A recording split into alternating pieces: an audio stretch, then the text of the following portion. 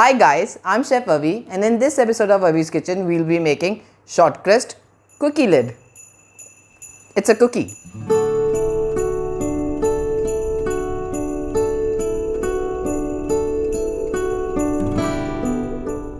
Recently, I was on Pinterest looking for some Christmas baking ideas. That's when I actually saw the cookie lid and I really liked the idea. And I found a recipe by As Easy as Apple Pie. Their website has all the details of how to make this. I'll leave a link in the description box below so that you can check it out yourself. Show them some love because this is awesome and it's genius. Let's get started. Here are the ingredients that I need.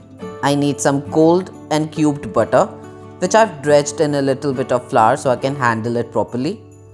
All-purpose flour, an egg, some icing sugar, orange for zest, and pinch of salt.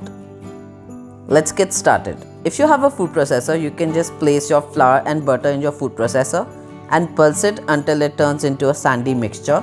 You can also use a pastry blender. Today I'm using my hands. I'm pinching together flour and butter until butter turns into a smaller pieces, if that makes any sense, and the whole thing turns into a sandy texture, just like this. Take some flour and butter and pinch it together.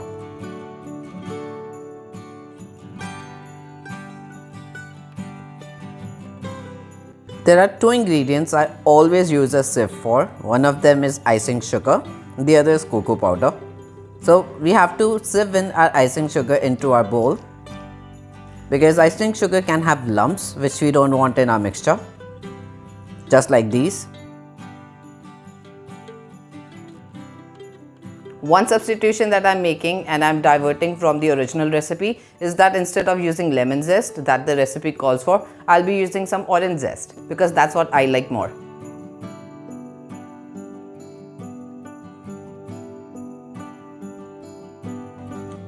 Just like savory dishes, desserts also need salt to enhance the overall flavor. So I'm gonna add in a pinch of salt. Give it all a good toss. Mix.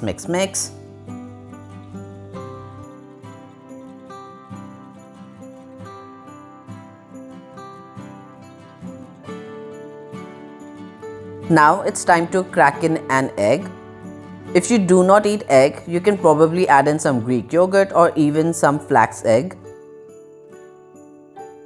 Again, give it a good mix. Mix. Now mix the ingredients with your hands and then turn the mixture onto a work surface. Now, according to As Easy as Apple Pie's recipe, I need to knead this until it turns into a smooth dough.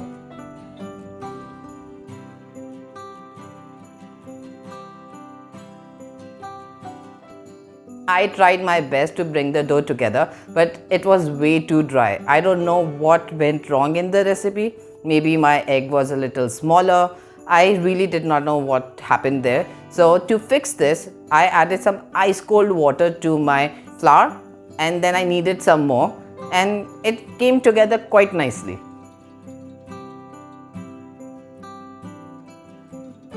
Once I had a smooth dough, it was time to wrap it up with cling wrap and let it rest in my refrigerator for around 30 minutes.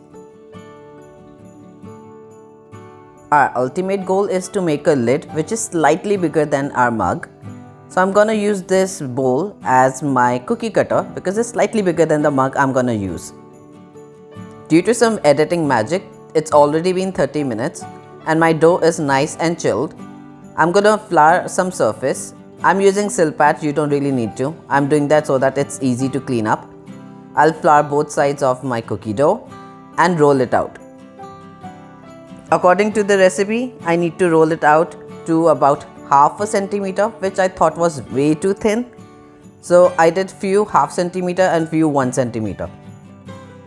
Once the dough has been rolled out evenly, using your cookie cutter, cut out rounds for lids.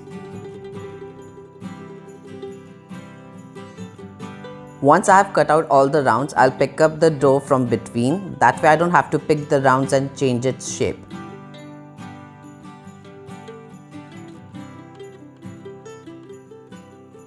Now using the leftover cookie dough, roll it all together and make the handles for your lids. Place them on top of the lid. If they do not stick properly, you can actually brush a little water to help it stick. Next, I'm going to take some parchment paper, roll it together just like this, and place it in between the lid and the handle so that once it's baking, it's going to stay in that shape. I'm going to do this for all of the lids. Now I'm going to let it rest in my refrigerator or freezer for around 30 minutes and bake it in a preheated 175-degree oven for around 15 minutes, and it should come out like this. Next, just to decorate it, I'm going to brush some tempered chocolate and dip it in your choice of toppings. Today I'm using toasted chopped hazelnuts. By now you would know I love chocolate and hazelnut together. You can maybe skip this step if you don't want to. You can dip it in some coconut or even some sprinkles and be creative with it. After this, your cookie lid is ready and it's time to serve it with some nice hot chocolate. I have already posted my favorite hot chocolate mix and my hot chocolate bombs recipe on YouTube. I'll leave a link in the description below. Do check them out.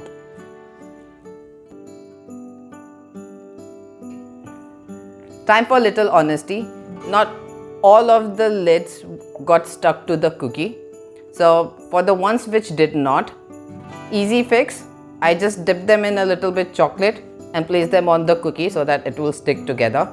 But most of them did. While they're baking and you see that they're not sticking to your rounds, what you can do is just take a paintbrush with a little bit of water and dab a little water and then stick it with that. That might help because it did help me in one batch. But most of them actually did stick and it's perfect, it's quite strong. One concern I had was like when I make this cookie and I place it on my hot chocolate, would the steam make it soggy?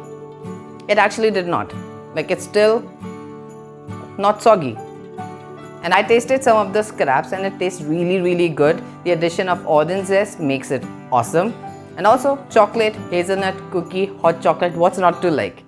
If you make this recipe, do let me know on Instagram at Avi's Kitchen. Show some love to As Easy As Apple Pie. Let them know that you came from here. Until then, like this video and subscribe to my channel. Bye bye.